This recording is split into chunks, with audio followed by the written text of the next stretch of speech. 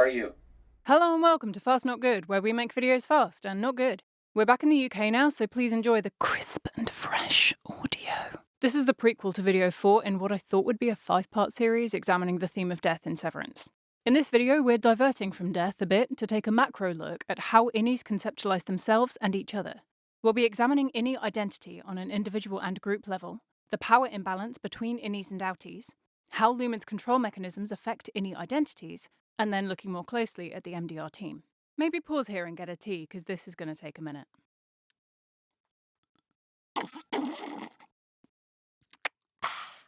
Section the first. Who are you? Innies emerge into the world of the severed floor as a parallel self, plucked from a pre-existing person with a pre-existing personality. A tremendous amount of that person's personhood is stripped back by the severance operation. Innies awaken with no personal memories, no experiential knowledge. A lot of information does pass through the severance barrier, language, motor skills, it's not like they're waking up totally reset to infancy, but the personal and experiential knowledge that contributes to secure personhood is, jarringly, inaccessible. On the conference table, innies come to consciousness as experiential newborns, whilst at the same time being fully formed adults. They are conjured into being fully aware of the first moments of their existence. Unlike babies, innies are lucid for their beginnings, and obliged to confront this sudden lurch into life alongside meeting professional expectations. Innies wake up with an advanced level of cognitive skill, and there is an awareness of gaps, where knowledge should be. To apply William James's model, the I lacks a me to reflect back upon. Innies emerge urgently aware of this deficiency, and must construct a new me, quickly, from the limited and Lumon-controlled resources available on the severed floor. The innies are renamed with a whittled-down version of their own names. This isn't like the kind of identity control exerted by cult groups such as 3HO, in which group solidarity intensified when group members received special new monikers. What's my name? Helly. Your name is Helly. The abridged names aren't gifts. They're reminders of Lumon's control over the innies. Reminders that the company denies them access to their complete selves. The resulting names, forename and initial, are reminiscent of primary school, which exemplifies Lumon's infantilization of the innies.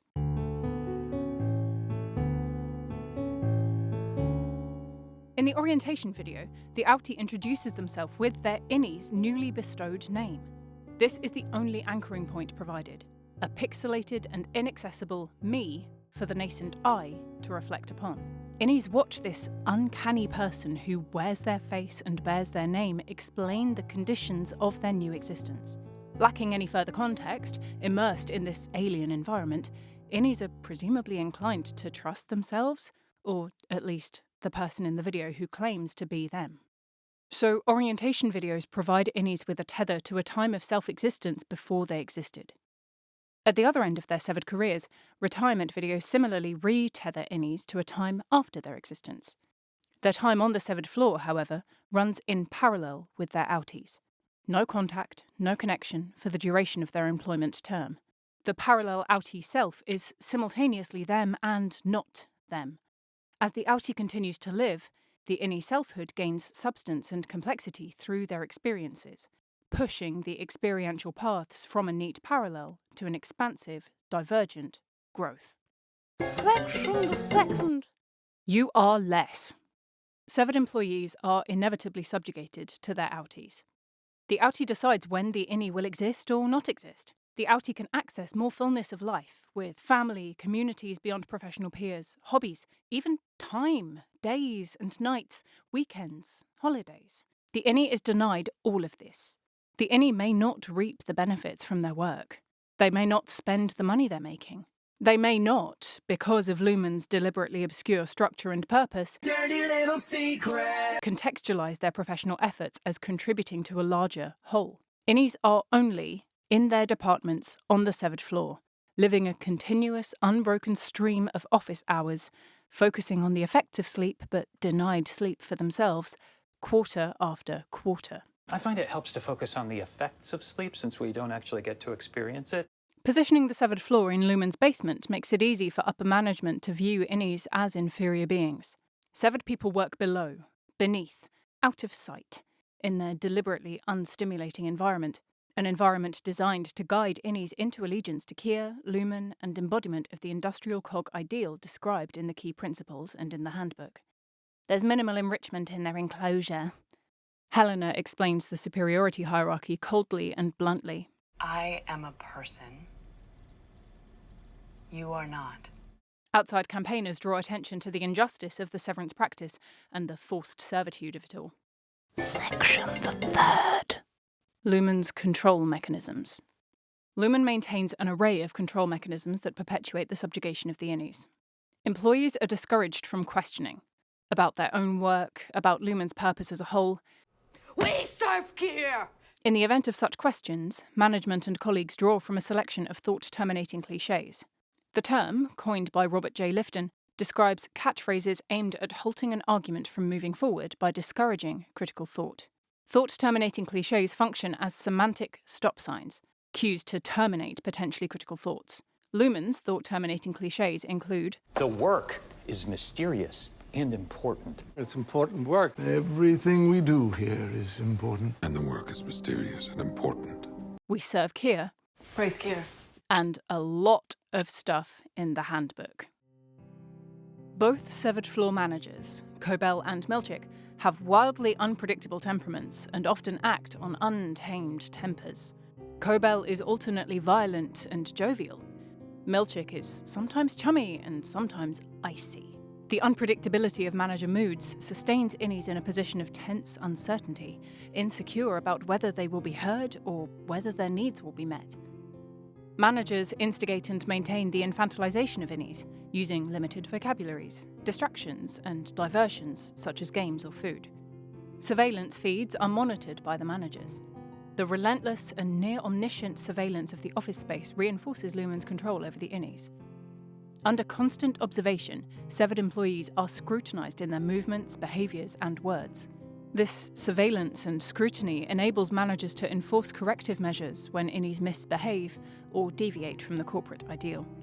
The managers have an expansive role, a role which, from the innie's perspective, is reminiscent of the role of an early modern priest figure. Milchick is the figurehead at ceremonies. He keeps confession, he enforces punishments, he provides nourishment. He is expected to have all of the answers in all situations.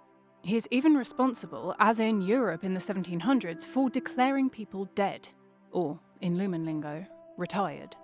As far as the innies are concerned, Milchick is the intermediary between them and the gods. He consults with unseen higher powers and miraculously restores people from the dead. The haphazardly assembled and short-lived replacement MDR team were plucked back into being, and again condemned to non-existence, by Milchick. Milchick informs Mark that his MDR team won't be returning. To innie Mark, this is comparable to Milchick informing him of his visit to the spirit world to confer with the departed. Mark pleads with Father Milchick to bring his friends back, as Father Milchick has the power to do so. When Father Milchick refuses to relay Mark's prayer to the God Board, the unseen and mysterious font of power, Mark seized the means to speak directly with the gods, and his prayers were granted. Moses had a burning bush, Mark S. had a speaker. The innie pantheon is hierarchical, divided into materially accessible versus immaterial powers. Kier's ideological teachings are conceptual and immaterial, but the omnipresent, omniscient God Board, and its material conduit in speaker form, is real. And omnipresent, omniscient Milchick is real too. These tangible figureheads are responsible for the design, structure, and any changes to the innie's lived experiences. They effectively have godly powers. Praise Kier and let his mighty hand guide Father Milchick in his synergistic management solutions. Lumon's Church of Kier, the sacred handbooks, the 9 principles, taming the 4 tempers, these constructs are designed to sculpt innies into ideal workers. There are echoes of the Protestant Reformation in the equation of hard work with personal worth and merit. The only books on the severed floor, until the UUR, are the handbooks, Lumon's quasi-religious texts. The only artwork on the walls is Kier devotional artwork. The word of Kier is quoted between colleagues and from management. Kier doctrine is inescapable. Innie perception is saturated with Kier. This control tactic perhaps funnels innies towards a Lumon-approved variety of self-actualization. The identity of the ideal worker is set out in the handbooks. This idealised identity is achievable if innies are faithful to Kier's teachings. Mannequin CEOs in the perpetuity wing. Kier busts, Kier paintings, 8-bit Kier upon completing files. I love you. Lumon branded everything. Bags, doors, totes, mugs, perks. Surrounded exclusively with Lumon-manufactured items and art exclusively featuring Kier and his hereditary line, the innies are submerged in both the company faith and the company brand. Almost all examples of culture on the severed floor, excluding only a couple of musical excerpts, are designed and situated to craft innie identities within company-endorsed parameters. Development of identity is limited by Lumon's thin trickle of stimuli for the innies. The minimal variety of enriching input means that any change is a big deal. The new paintings, new handbooks, different snacks in the vending machine, perks, any exposure to music. The limits of culture on the severed floor consequently limit the breadth of identification options for innies. It makes sense, then, that discovery of the forbidden text had such a deeply transformative impact. It's an emergency.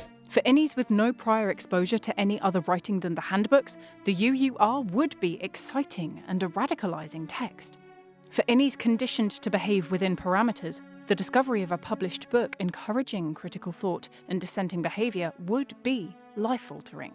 For innies nurtured within an idol exalting faith system, that faith would understandably transfer to the new hand behind the word. Praise Ricken, and as prophesied, may the centre of industry become dust. We're planning a deep dive on Lumon rituals and the cult of Kier in the next video, but for now we'll just take a quick look-see at how Lumon controls the innies with reward and retribution rituals. Rewards like the melon party, the egg bar, and the music dance experience provide positive reinforcement for good behaviour. The social nature of these rituals deepens the innie's sense of group identity. The sparsity of enrichment on the severed floor elevates the positive effects of these rituals. They are welcome and ecstatic diversions from the corporate grind. The waffle party is an outlier and will be analysed next video. Retribution rituals include, but are not limited to, the punitive chant and the break room. The punitive chant is a full group punishment, shaming their collective behaviour by singing the praises of Kier.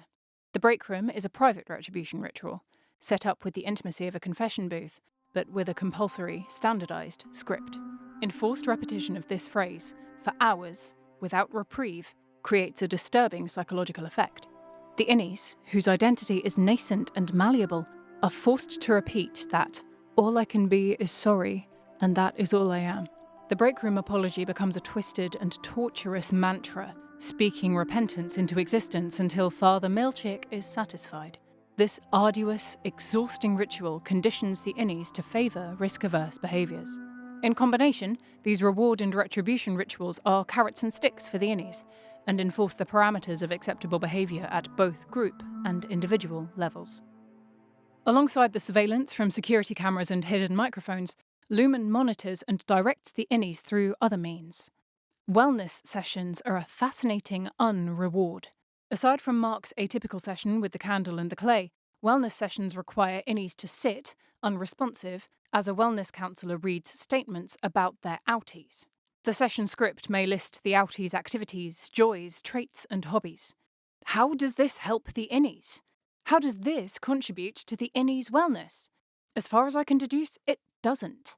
Perhaps wellness is increased by the difference of activity, the enrichment of a different space, the close proximity to a tree, the gentle music. But the content of these sessions seems more punitive. It's a subtle psychological punishment, telling the innies all of the wonderful things they can't have. Stargazing, swimming, attending social dances. None of these pastimes are available on the severed floor. The only way I can see for the innies to find comfort in this assumes that innies see themselves as integrated and can use imagination to access positive emotions connecting themselves with their outies. But everything else about Lumon restrains innies from this integrated self-view. Lots of folks theorise that the wellness sessions are intended to test how well the chips are functioning, to ascertain whether there's any memory crossover when innies are told things about their outies. Sure, why not, that's fine, but still, for the innies, wellness sessions are still punishments, subtly reminding them of all that they don't and can't have. A fun feature introduced in Season 2 is the new family room, which can arguably be interpreted as an expansion of the wellness setup. Dylan is informed of the life, the wife, the kids, that he doesn't really have. None of it is truly his. It's interesting that Lumon acquiesced to this reform suggestion and allowed Gretchen to meet Innie Dylan. She's met both versions of a divided self. For Innie Dylan, it seems as though Lumon's coercion, in promising him time with his outies family in exchange for obedient behaviour, has backfired. It looks like it's only fortified Innie Dylan's conceptualisation of innies versus outies as separate, as unrelated, as discrete selves with discrete motivations. His 18 minutes in the family room seem to have tightened Dylan's allegiances with the MDR team, the people he himself actually knows. Departments are insular. Lumon gets extremely cross when departments fraternise, so social circles are limited to peers working in the same department. MDR's collective greeting from Milchick is, "Hello, refiners." Their group identity is their task function. The outcome of this insular grouping is a near-tribal allegiance, complete with antagonism against others. Allegiance with a group, whether that group is united by genetics, ideals, motivations, likes or dislikes, is a human instinct. To form groups, drawing visceral comfort and pride from familiar fellowship, and to defend the group enthusiastically against rival groups, these are among the absolute universals of human nature, and hence of culture. Lumon both feeds this insulation and fuels this antagonism. The rumours about O&D's violent history and MDR's inhuman larval pouches create threatening others for each in-group to fear and avoid. The groups define themselves against these threatening others, strengthening group unity against common enemies. So, for innies, in an ideal scenario from their perspective and Lumon's, they'll assimilate peacefully into their job role, perform that job role well, and eventually retire. There's a definite end point to life, a fixed maximum duration. I don't know, this gets wiggly. We've not seen a normal retirement. Bert was fired for fraternising with Irving. Oof. And we've been speculating that this is all to do with keeping Mark's environment as smooth and consistent as possible to optimise his chances of completing Cold Harbour, changing human history, whatever the shady, high-stakes, dirty little secret ends up being. But yeah, for other innies, seeing a colleague retire, there's probably a reassurance to that structure. The ritual might genuinely be comforting. Like, okay, the outie films a video, everyone gets a snack bar, handshakes, record player, happy days. That's how it ends. They can see the process by which their lives will, probably, be ended. And it looks calm-ish, sterile-ish, joyful-ish. Maybe they envision themselves realigning with their outie. Like, once their innie is relieved of duty, they'd be reabsorbed back into the outie's consciousness somehow. Or maybe they relate more to the company line about retirees going to be with Kier. Whatever happens after, there's some extent of understanding and expectation of a fixed-term life. Innies can remember the first moments of their lives, and they can predict what the end point will look like. That clarity of existence would almost be enviable, if it weren't in such a soul-crushingly dull, emotionally manipulative, culturally deprived, infantilizing nest of deceit. And that's kinda scraping the clouds for a silver lining. Ultimately, it's just another way of dehumanizing the innies, reminding them of their inferior status. The outie and Lumon hold power over their existence. This is assuming that there's a lot of precedent for normal retirements. Looks like Carol D might still be a candidate, but Lumon seems awfully ready for employees to die on the severed floor. They all had face-emblazoned knuckle-duster mugs on the shelf, ready to be deployed as bereavement kits. Who knows? Section the 3rd. MDR. Alright, so all that was a bit of an overview into how innies self-conceptualise. Let's zoom in a smidge on MDR. They've got a clear group identity as the MDR team. Good day, refiners. Colour-coded lanyards. A territory for themselves, decorated with rewards they've earned. Culture, as I've mentioned, is sparse. Books are strictly limited. It's just the handbooks. And then the UUR. There's no incendiary fiction like To Kill a Mockingbird or Matilda on the severed floor bookshelves. Music's an interesting one that we can do a side vid on if you want, but there are Lumon-approved custom pieces, such as the music dance experience options, the wellness music, the dazzling theremin recitals from Miss Huang, the backing music in the Macrodat video, the omnipurpose Kier hymn.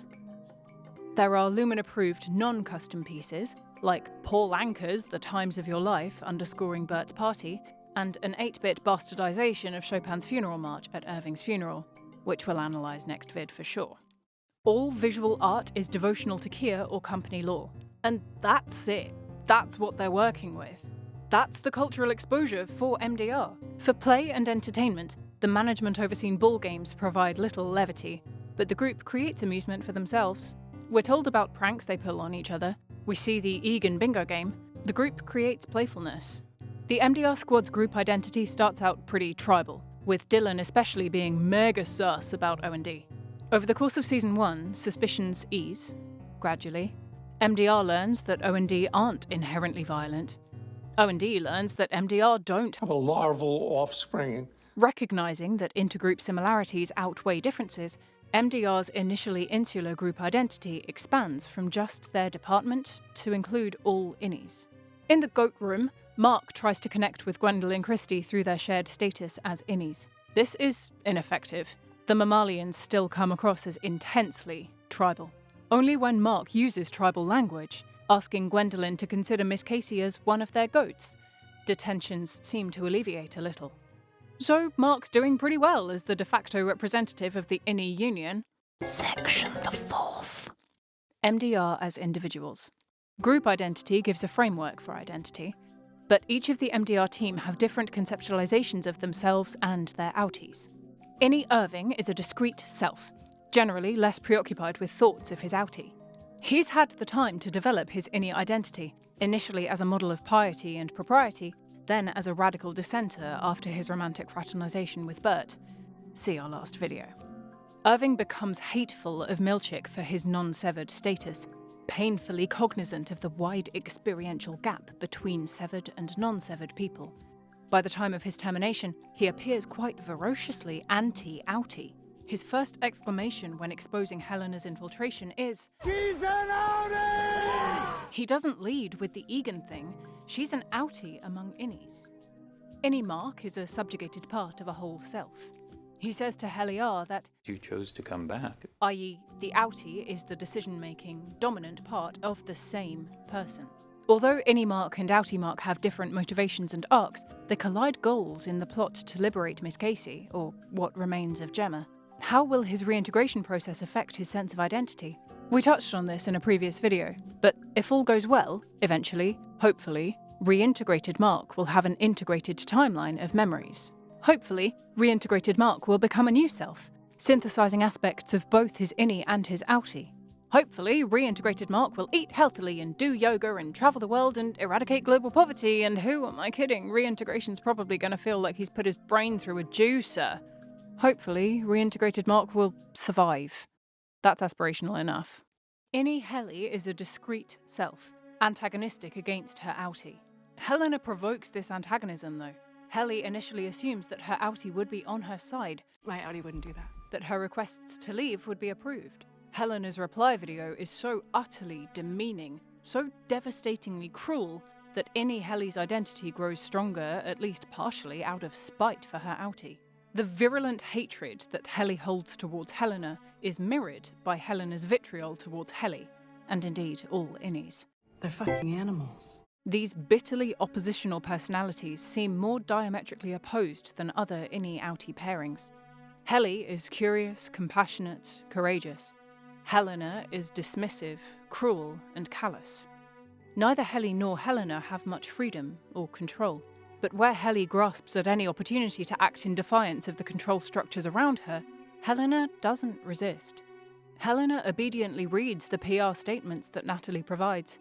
Helena speaks on behalf of her father and the board, as those are still the primary sites of power. Despite the hatred that Helena fosters for innies, she seems to envy Helly and covets what Helly has. That is, a caring group of peers, a romantic interest. I'm really nervous about where the show is going with the Helena and Mark thing. The first thing I said to Jack after watching episode 4 was, "Oh no, what does Lumon want with Mark's sperm?" But yeah, Helly's antagonism towards Helena is understandably at an all-time high. Helly was hijacked by the person she most despises. That's really, really rough. Innie Dylan, bless him, is task-focused, goal-oriented, and initially holds both himself and his outie in high esteem. Innie Dylan is great at his job, Look at all these perks. His outie must be just as accomplished. Innie Dylan self-mythologizes, but evaluates both his innie and outie self by what they do. Not traits, not personality, just effectiveness in the office, and muscle shows. My delts are embarrassingly good today. This myth starts to splinter with the discovery of his child when the OTC is activated. Outie Dylan is not the envisioned thriving bachelor. The tale collapses altogether in the family room, where Gretchen reveals that Outie Dylan has been for a really long ride on the struggle bus. Innie Dylan embodies the confidence his outie lacks. He's found his thing, and operates from a position of blissful ignorance about all previous professional and personal setbacks. Innie Dylan is also the only innie we see to exert willful control over their outie's time.